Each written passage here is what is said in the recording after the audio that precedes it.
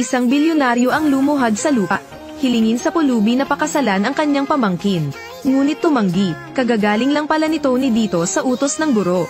Nang makita ni Mr. Gu si Tony, siya ay mapanlait, inihagis niya ang sulat sa brazier. Pag-aalipusta sa kawawang Tony, maglakas loob na mag-propose kay Linda. Umalis ka dito. Naglabas ng card ang bilyonaryo. Ibigay ito kay Tony at ipadala ito. Simula ngayon, wag mo na akong guluhin. Hindi naman nagulat si Tony. Inihagis niya ang card sa lupa. Sa oras na ito, dumating ang mayamang young master. Nakita niya si Tony, mapang-asar na sabi, kunin ang pera at lumabas. Tangkilikin ang mahirap na buhay. Galit na galit si Tony. Agad-agad, sinuntok niya si Gu Xiao sa lupa. Tapos tinapakan yung mukha niya. Nagulat ang lahat. Sa oras na ito, sumisigaw pa rin si Gu Xiao. Sabi niya, miyembro ako ng Dragon Guild. Hindi natatakot si Tony. Itinaas ni Tony ang kanyang paa palabas. Agad na tumakas si Gu Xiao. Walang pakialam si Tony. Tinampot niya ang sako at umalis. Pakiusap dito ka na lang. Tony, bulag ako. Hindi kita nakikilala. Mangyaring bigyan ako ng pagkakataon. Magpakasal kay Linda. Ako ay isang pulubi. Hindi karapat-dapat kay Linda. Hindi namin iyon ibig sabihin. Hindi pwede. Pagkatapos ay pumunta si Tony sa Batika. Nakita ni Tony ang pambihirang damong bailo. Ngunit ang presyo ay $50 lamang. Kinuha ni Tony ang pera sa kanyang bulsa at binili iyon. Minamaliit siya ni Gu Xiao. Isang pulubi ang nangangahas na pumunta rito. Bakit hindi ka magpulot ng basura? Kamusta? Bakit ka nandito? Tumigil ka sa pagsasalita ng kalokohan. Kunin ang damong bailong dito. Kailangan ito ng lolo ko. Ito ay damong bailo. Binagay ko sa iyo. Hindi masaya si Tony. Nauna siyang bumili, pero nanakaw ulit. Ayaw ni Linda na mag-aksaya ng oras. Mabilis na umalis, pero pinigilan siya ni Tony. Kung gusto mong mamatay ng maaga si Mr. Gu, please umalis ka na. Maghihintay ako para makakita ng magandang drama. Superior, Tony, kung gusto mo itong chinlong grass, wag mo naman kaming pag-alitan. Nagsasabi ako ng totoo. Wala pang 5 segundo, hihimatayin si Mr. Gu. Bata, how dare you say nonsense?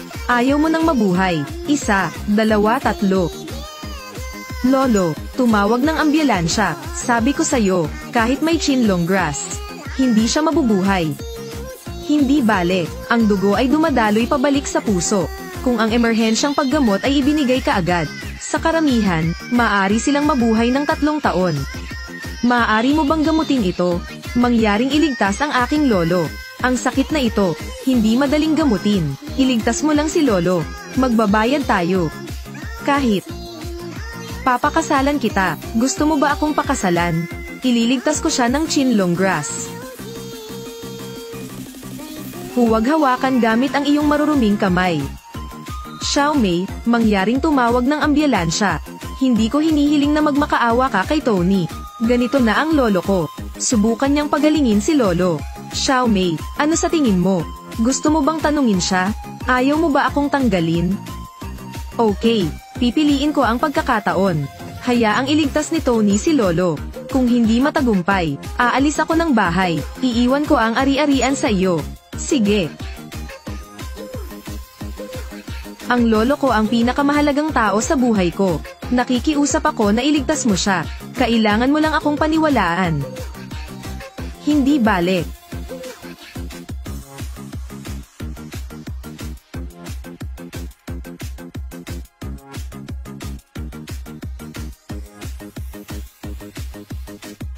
Mabahong na mamaalemos ng pagkain. Anong ginawa mo? How dare you deceive us? Ito ay peking gamot. Napakatanga mo. Sabi ko sa'yo, kung mamatay ang lolo ko, mamamatay ka rin. Gu Xiao, tama na. Xiaomei, anong gusto mo? Naniniwala ka ba talaga kay Tony? Nakita ko, gusto mong magtaksil. Gising na, lolo, bumangon ka na. Huwag mo akong takutin, tutuperin ko ang pangako ko. Sa iyo ang chinlong grass. Sige.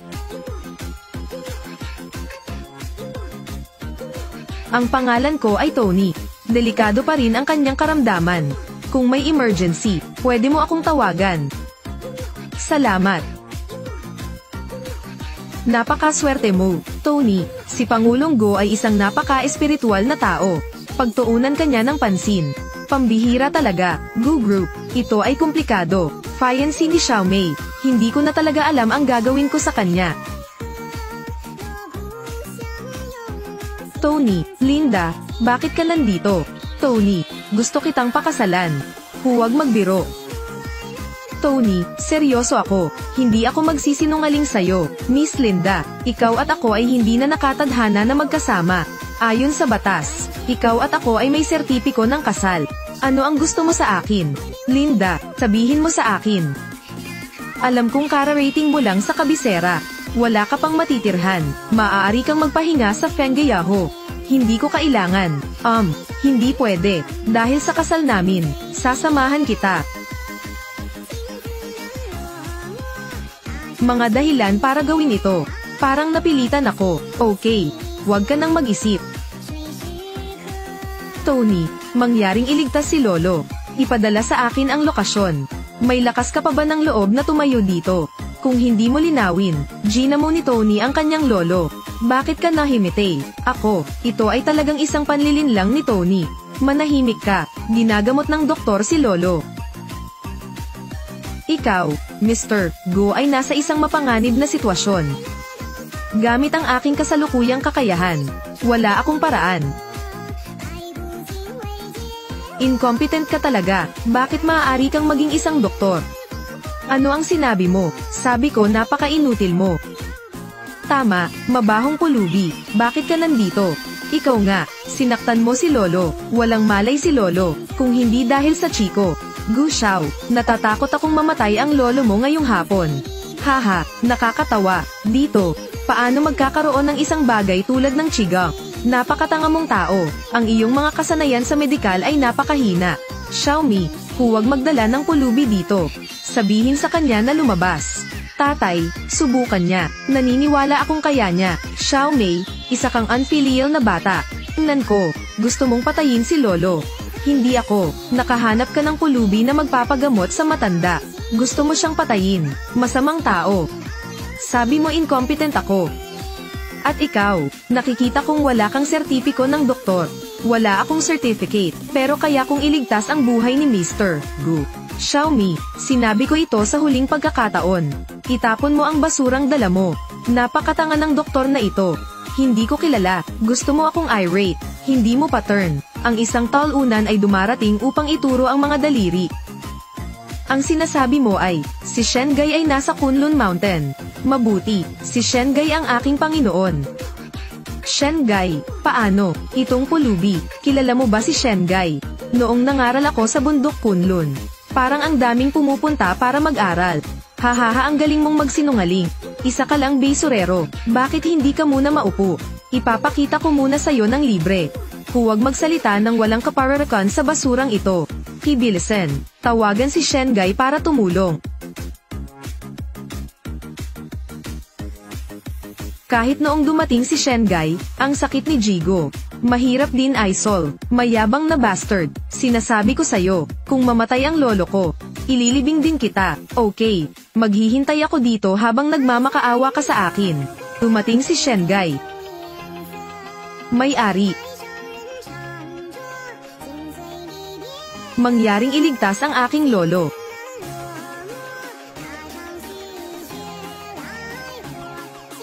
Gustong saksakin ng diretso sa puso. Ang kanyang dugo ay umaagos pabalik. Alam mo ba ang kahihinatnan? Nakatusok ang karayom na ito. Mapapabilis lamang nito ang sirkulasyon ng dugo.